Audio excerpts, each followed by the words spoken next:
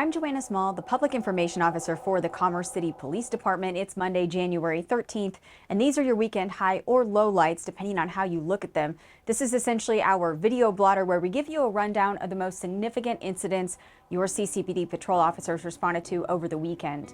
But we always like to start these off with a few fast facts. We answered 345 calls for service and made 107 traffic stops just on Saturday and Sunday. Now here are those highlights in chronological order. Overnight Friday into Saturday, one shift of graveyard officers made 48 of those 107 traffic stops and issued 15 summonses. Well done, patrol.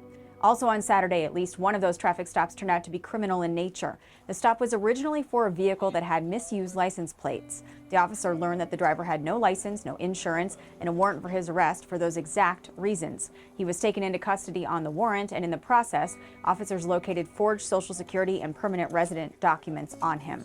He's now facing a slew of new charges to include possession of a forgery device, driving without a license, driving without insurance, and no valid registration. More good work, patrol. On Saturday, the victim of a robbery called to report the crime, which had occurred, she said, on Friday night. The victim told officers she was walking home from the King Soopers in the 4800 block of East 62nd Avenue when she was struck in the face by an unknown object. She said an unknown suspect then stole her backpack and groceries. Our detectives are currently investigating this case. Overnight on Sunday, officers responded to two separate vehicle fires. The first occurred in the 5500 block of Niagara Street. Officers found a vehicle fully engulfed in flames at this location. We learned the vehicle belonged to someone out of Castle Rock who told us via phone it had been borrowed by a family member. That family member then discovered the vehicle was missing, so it was likely an unreported steal. Our firefighter partners put out the flames and the vehicle was towed from the scene. The second vehicle fire was in the area of East 48th Avenue and Ivy Street. The vehicle was located in the middle of the intersection on fire. Firefighters again extinguished the flames, and officers discovered this was a vehicle that had been reported stolen out of Aurora. We contacted the registered owner who had reported that vehicle stolen just earlier in the day.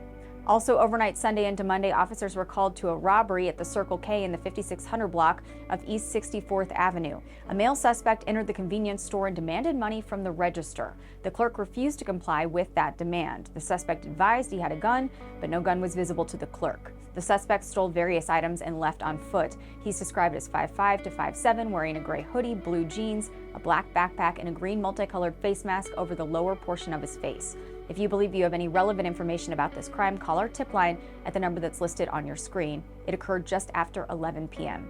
On Monday, officers responded to the area of 104th and Chambers for a felony-level theft from the Walgreens. A male and female suspects stole about $2,300 worth of items and were heading to the King Soopers in the area. We located the suspect's vehicle and deployed stop sticks, which were effective in stopping them from driving off. However, both suspects attempted to flee on foot, but were apprehended quickly. They're now facing charges for felony theft, eluding, and assault on a peace officer for striking one of our officers in the process of trying to evade arrest. Their vehicle they were in is also likely an unreported steal out of Aurora. And finally, a special thank you to the family of Franny Dominguez, who was sadly killed alongside Detective Kurt Holland in October 2020 when a drunk driver struck both their vehicles on Highway 2. Now that the responsible driver's case has been adjudicated and he's been sentenced to 20 years in prison, Franny's family held a balloon release in her honor yesterday. They were kind enough to include our officers who all loved Kurt and miss him every day. It was just one more step towards the closure this department craves. That's all for now. We'll see you next time. Have a safer week, Commerce City, and remember, if you need us, we are always just minutes away.